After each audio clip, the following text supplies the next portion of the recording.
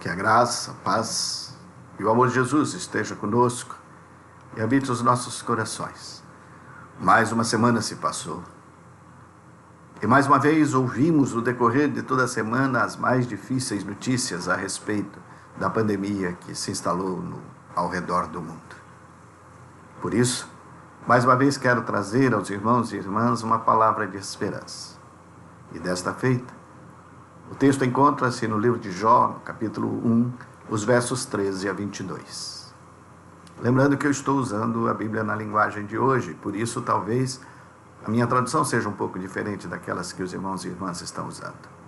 Jó, capítulo 1, versos 13 a 22, que diz assim: Fiquem calados, que eu vou falar. Aconteça o que acontecer. Eu estou pronto para arriscar a vida, pronto para enfrentar a morte. Não tenho mais esperança, pois Deus me matará. Mas assim mesmo eu defenderei a minha causa diante dele. Talvez essa coragem venha a salvar-me, pois nenhuma pessoa má iria até a presença dele. Ouçam com atenção o que eu estou dizendo. Escutem as minhas explicações. Eu estou pronto para defender a minha causa e eu sei que eu estou com a razão. Ó Deus, por que me persegues? Mas se Deus quiser, quem se atreve a discutir comigo? Mas se Deus disser, quem se atreve a discutir comigo no tribunal? Então eu terei de me calar e morrer. Ó Deus, eu te peço apenas duas coisas, e assim não me esconderei de ti. Não me castigues mais e não me faça sentir tanto medo. Ó Deus, chama-me ao teu tribunal e eu responderei. Ou eu falarei primeiro e tu responderás. Em meio à tragédia impetrada pelo coronavírus, uma frase de uma enfermeira brasileira erradicada na Itália e que lá exerce a sua função em um grande hospital me chamou a atenção. E ela disse: muitos morrem no pronto-socorro mesmo, em cima de uma maca, porque não temos cama adequada, mais confortável, porque não dá tempo. Essa é a nossa realidade. Nós não tivemos tempo de nos preparar. O sistema de saúde não se preparou, mas nós também não nos preparamos para este momento. Nós não nos preparamos para a crise, para o sofrimento que dela advém. Por isso, eu gostaria de introduzir a mensagem de hoje fazendo 4 observações iniciais. E a primeira delas: as crises surgem em nossa vida inesperadamente. Elas não mandam recado, elas não dão aviso prévio. Elas simplesmente acontecem. Não havia nuvens escuras no horizonte da vida de Jó. Não havia nenhum sinal amarelo, mas de repente a tragédia desabou sobre a sua vida e a vida de sua família com uma força de um tsunami arrasador. Não havia sinais de uma pandemia até outubro do ano passado e de repente ele apareceu. A segunda coisa que eu quero dizer: o justo está sujeito aos mesmos sofrimentos que o ímpio.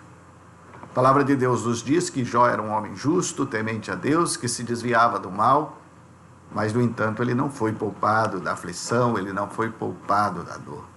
Isso significa dizer que o cristão está sujeito aos mesmos problemas que atingem as outras pessoas.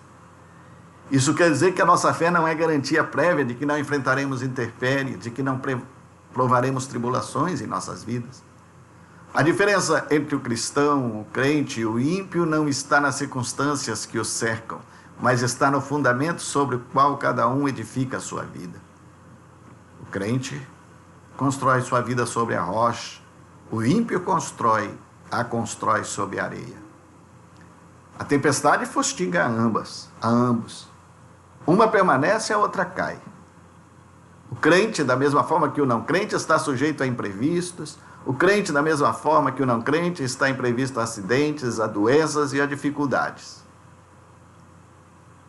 Por isso estão profundamente equivocados aqueles que pregam um cristianismo sem cruz, um cristianismo sem sofrimento. Estão completamente equivocados aqueles que pregam um cristianismo sem as agruras do presente século. Esse não é o ensinamento das Escrituras. O livro de Jó derruba esse falso ensino e denuncia essa falsa heresia dourada. Mas há uma terceira coisa.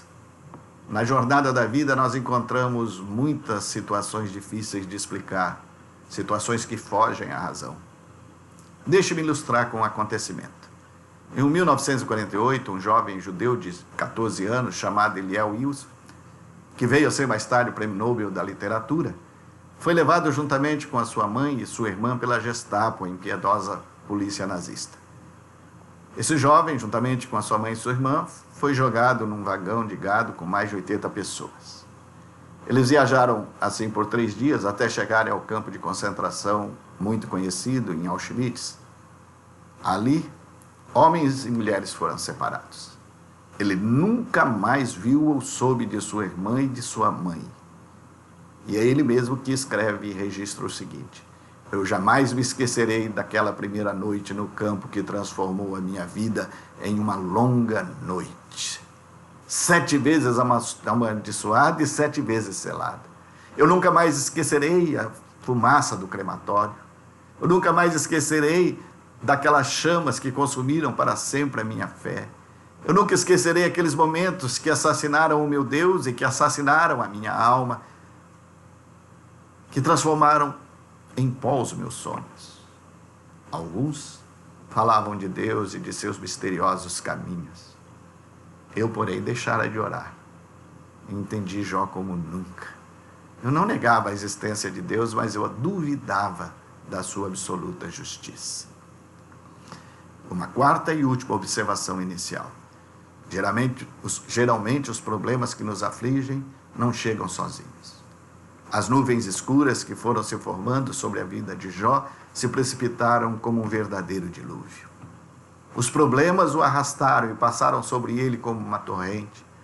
Tragédias e tragédias se somaram e se multiplicaram. Como flechas envenenadas foram se cravando uma a uma no seu peito. Jó chegou a se desesperar da própria vida, chegou à beira da loucura, desejou morrer. A tragédia que está chegando também não chega sozinho. Nós não temos apenas uma doença, nós temos o desmonte total da economia, nós temos pessoas beirando a loucura. E se nós quisermos alcançar o significado desse monumental drama humano, nós temos de nos colocar no lugar de Jó.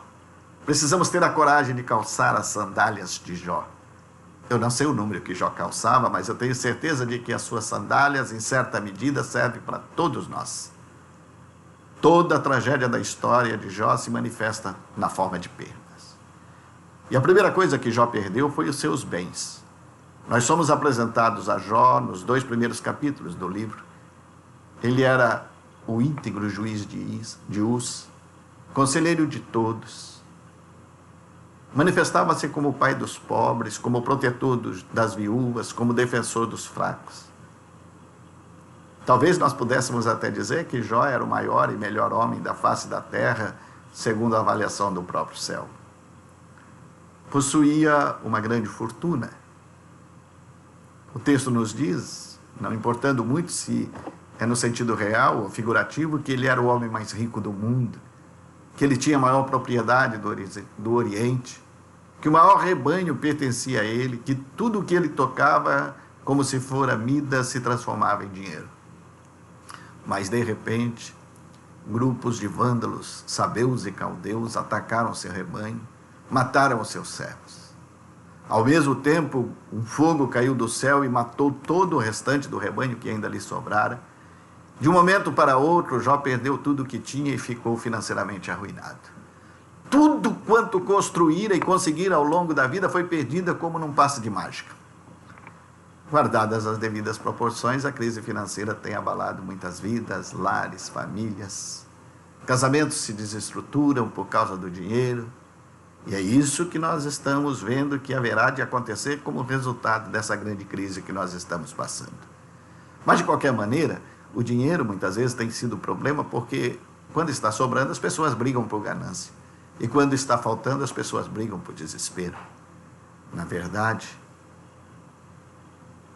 todos os problemas que nós enfrentamos, com suas perdas e limitações, é um grande entrave ao equilíbrio das pessoas e ao bem-estar dos lares, à segurança das famílias.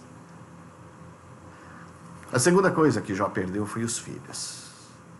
Ele não era apenas um homem rico. Ele era também um homem piedoso e temente a Deus.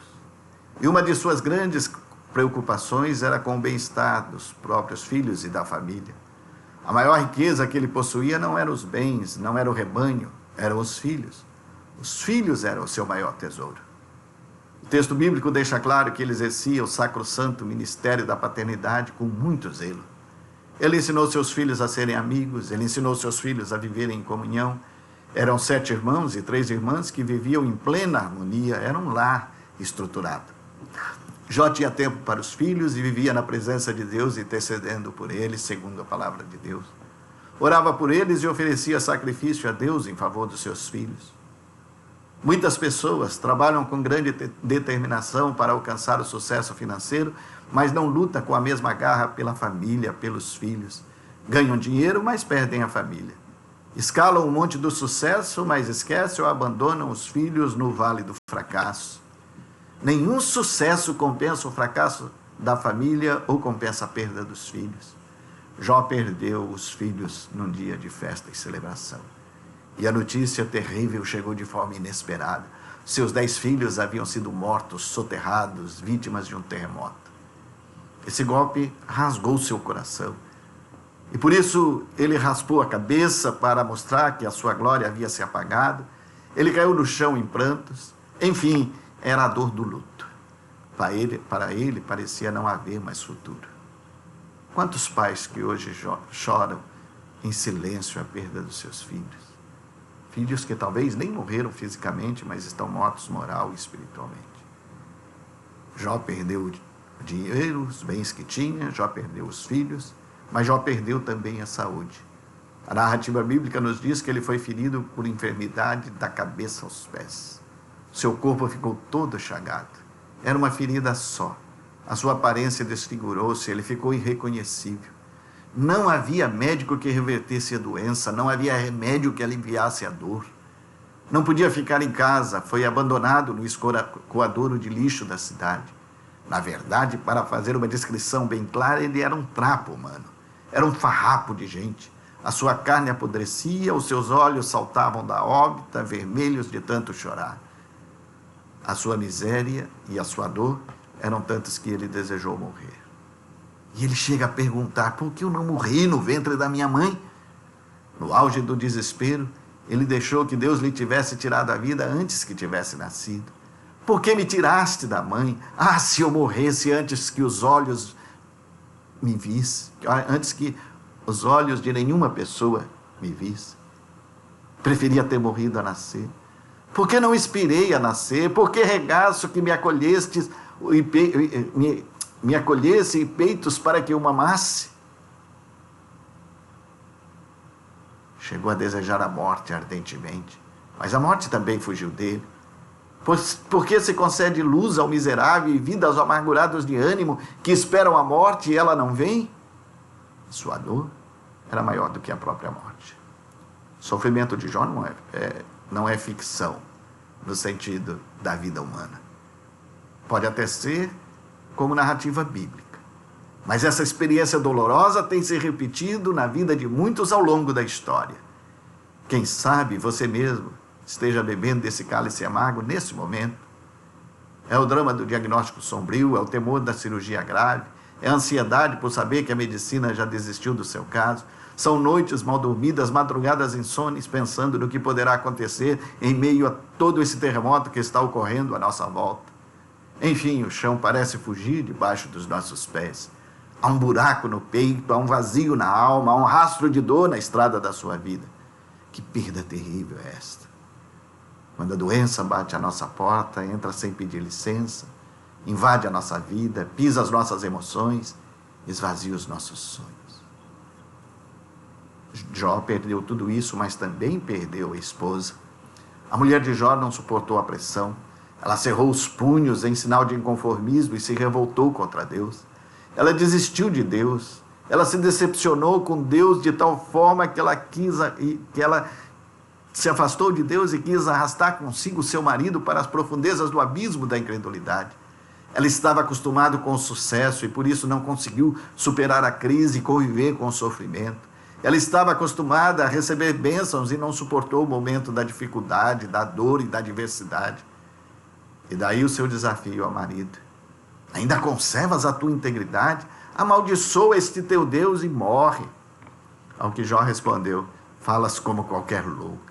Nós temos recebido o bem de Deus e não receberíamos também o mal? Em tudo isso, Jó não pecou com seus lábios.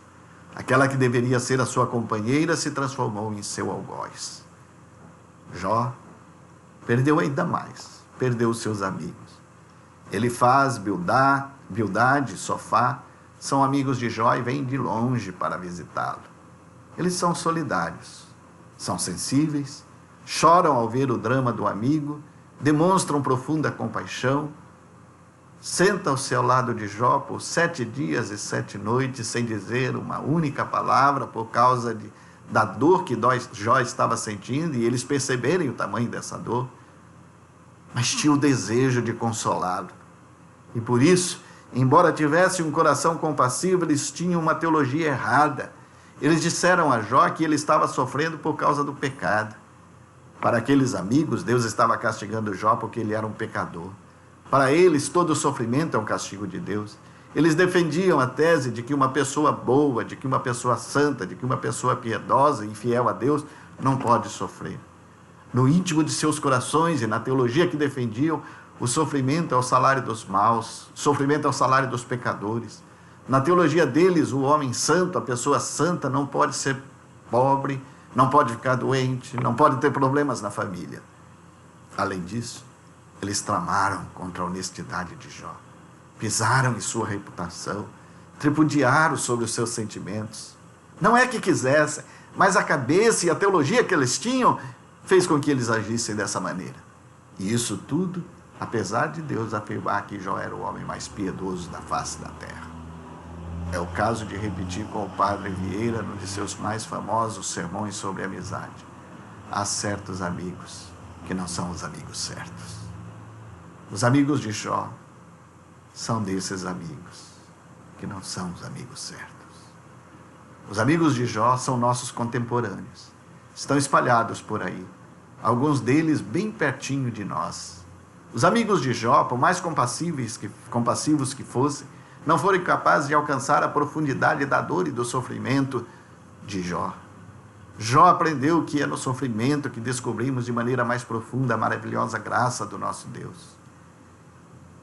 Jó aprendeu aquilo que C.S. Lewis escreveu: Deus sussurra na nossa alegria, mas grita no momento da nossa dor. Nós não aprendemos as grandes lições da vida nos dias de festa. É no vale da dor que passamos a conhecer mais de perto ao Senhor. É quando a uva é esmagada que produz vinho. É quando a massa é batida que ela cresce em leveza. É quando a flor é esmagada que ela exala o seu perfume. É quando o diamante é lapidado que ele revela o seu brilho e beleza.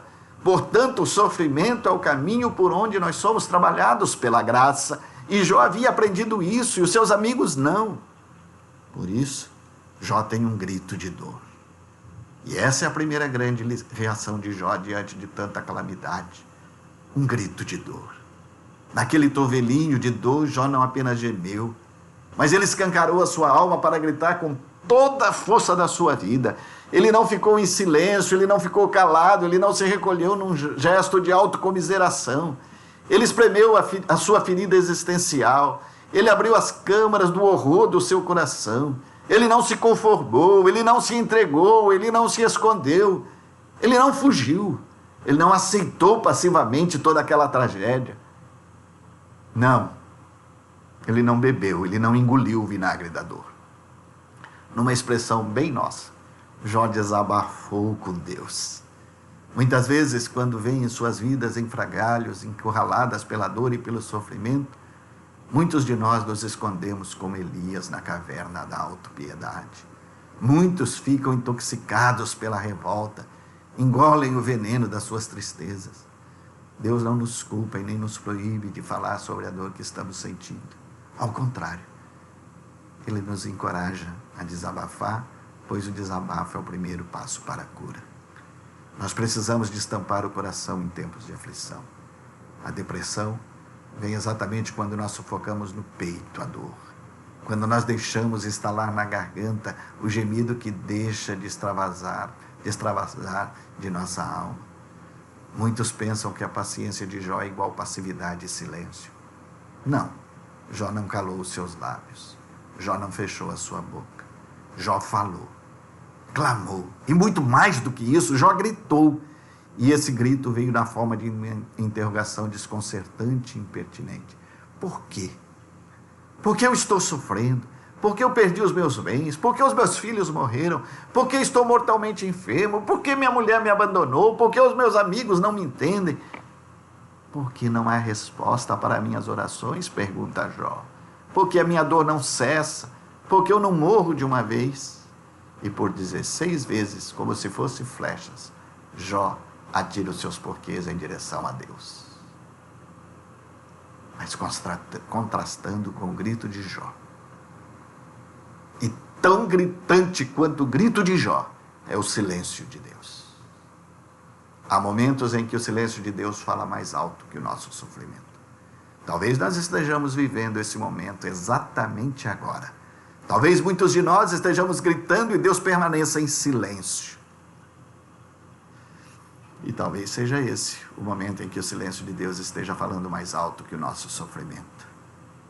Nós podemos ilustrar isso com uma experiência mais recente. Uma experiência de um Jó moderno, conhecida de muitos. E que também é mostrado por um escritor cristão chamado C.S. Lewis. Ele casou com Joy Davidman. Uma bonita história de amor retratada no filme Terra das Sombras. Joy teve uma morte penosa por causa do câncer e deixou 2 filhos pequenos. Desesperado como um Jó moderno, C.S. Lewis grita a sua dor. E grita a sua dor escrevendo o seguinte: esta noite todos os infernos da tristeza se abriram. As palavras insensatas, o amargo ressentimento, a cãibra no estômago, o irreal do pesadelo, as lágrimas em borbotões. Enquanto isso, onde está Deus? Quando você está feliz e se volta para Ele com gratidão e louvor, você é recebido com braços abertos. Mas aproxime-se dele quando a sua necessidade é desesperada. Aproxime-se dele quando toda outra ajuda é vã e o que é que você vai encontrar? Uma porta fechada em seu rosto e o girar de uma chave na fechadura. Depois disso, silêncio. Esse é o grito de um cristão denunciando o silêncio de Deus. Onde está Deus quando o mundo desmorona? Porque Ele não diz alguma coisa aos nossos corações neste momento de dor, de desespero, de crise. Ou melhor, porque Ele não faz alguma coisa, mesmo que seja simplesmente dar fim a tanta dor, a tanta miséria, a tanta morte. No entanto, o grande tema do livro de Jó não é sofrimento, não é perda, não é dor. O grande tema do livro de Jó é a soberania. O grande tema do livro de Jó é a providência e a fidelidade de Deus. Porque logo após ter sido violentamente afligido pelas catástrofes provocadas por Satanás em sua vida, Jó não disse: o Senhor o deu e Satanás o tomou. Não. Ele proclamou exatamente o oposto: o Senhor o deu, o Senhor o tomou, e bendito seja o nome do Senhor por isso. O Senhor o deu, o Senhor o tomou, bendito seja o nome do Senhor. É Deus que sempre está no centro dos acontecimentos. Por isso, bendito seja o seu nome. Tão extraordinária como essa proclamação é a maneira como Jó superou as perdas que marcaram a sua vida. Buscar a Deus é o remédio que cura as grandes feridas da nossa alma. Por isso, na dor, não corra de Deus, mas corra para Deus. Esse é o grande desafio nesse momento, que nós não corramos de Deus, não viremos as costas a Deus, mas que nós corramos para Deus, porque Ele é o único que tem a fórmula certa para a nossa dor e o tamanho certo do vazio existencial que existe no nosso coração. Jó descobriu que não há crise que Deus não possa resolver. Jó entendeu que para Deus não há impossíveis. O nosso Deus é e será sempre o Deus dos milagres. Quando Deus age, ninguém pode detê-lo e o impossível acontece. Jó saiu do coma existencial, largou os andrajos, levantou-se das cinzas. Deus iniciava a mais fantástica intervenção restauradora na vida de Jó. Deus restaurou os bens que ele tinha. Deus restaurou os filhos. Deus restaurou a sua saúde. Deus restaurou a sua mulher, Deus restaurou os amigos, Deus restaurou o próprio Jó. Jó, pela graça de Deus, renasceu das cinzas. Deus é soberano e poderoso para transformar as nossas tragédias em bênçãos. Não há situação tão crítica que Deus não possa reverter. Não há vale tão profundo que a misericórdia de Deus não possa alcançar. O deserto não pode se transformar em jardim. Os vasos quebrados, os desertos, Deus pode transformar em jardim. Os vasos quebrados, Ele pode transformar em vasos de bênçãos. O seu amor pode ter acabado, mas se Deus quiser, Ele pode chamá-lo novamente à existência e você poderá voltar a amar a vida com toda a intensidade. O seu sentimento pode estar morto, mas Deus é o Senhor da ressurreição e da vida e pode restaurar completamente o seu sentimento com relação a tudo que existe na existência humana. Mesmo que agora você não esteja vendo um cenário de vitória, creia que pela fé a vitória será sua. Deus não promete ausência de luta, mas Ele dá a certeza da vitória. Deus não promete caminhada fácil, mas Ele assegura uma vitória ao final. A vida triunfará sobre a morte, o amor triunfará sobre o ódio, a luz triunfará sobre as trevas, a justiça triunfará sobre a injustiça, a verdade triunfará sobre a mentira. Você já conhece por antecipação o seu fim. Deus segura você pela mão com o seu conselho eterno e depois o receberá na glória. Levante a cabeça, olhe para o alto, busque o Senhor, continue crendo e você verá a glória de Deus, porque a vitória já está dada a cada um de nós. Porque o Deus que começou uma grande obra em nós é fiel para completá-la. Somente a Ele toda a honra e toda a glória, desde agora e para sempre. Amém.